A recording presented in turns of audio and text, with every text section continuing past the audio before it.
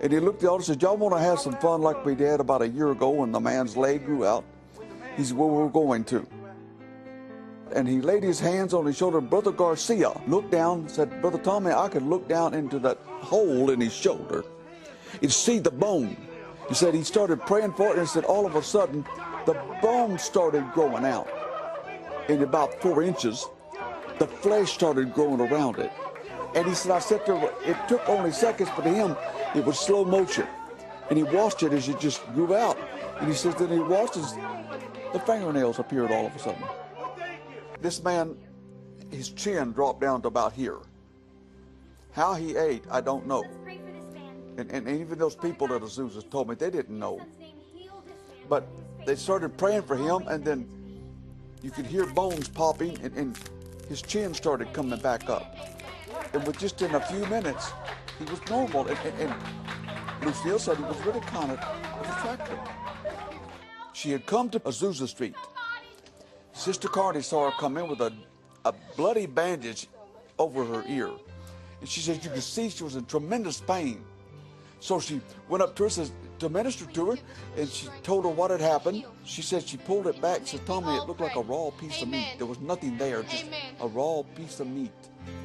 Well, she started praying for it, and the woman said, oh, I feel tingling, and the pain's all gone. The pain is gone.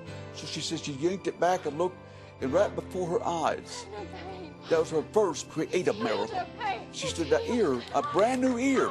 She said, he said he had a big handkerchief hanging down over his stomach, and it didn't smell too good. Well, he came up and asked the man, he said, what is your problem? He said, well, he told him, he said he picked up the and looked under, and he says his entrails just hung out. Hung down on his side.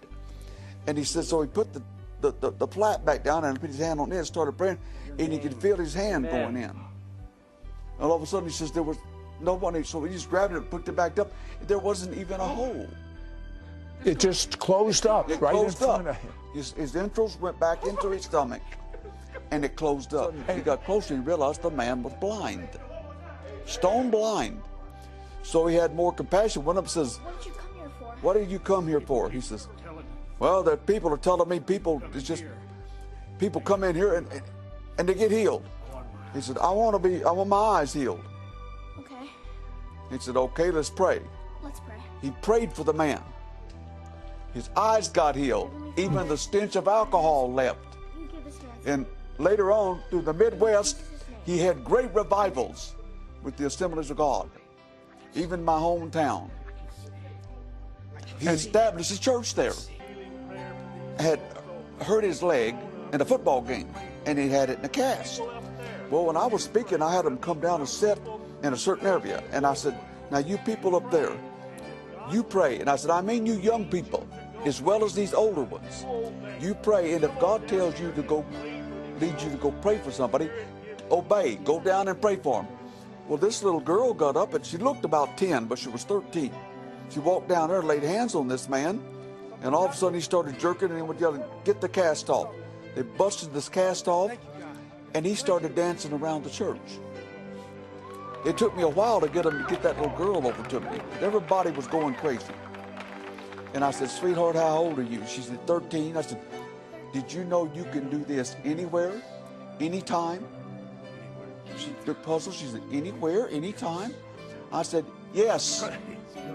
Said she went to her school and she was what we call the towel girl. Right. You've seen these little girls handing to, okay, the quarterback got injured bad. They had him up on the gurney. She walked up to him and says, I believe in divine healing.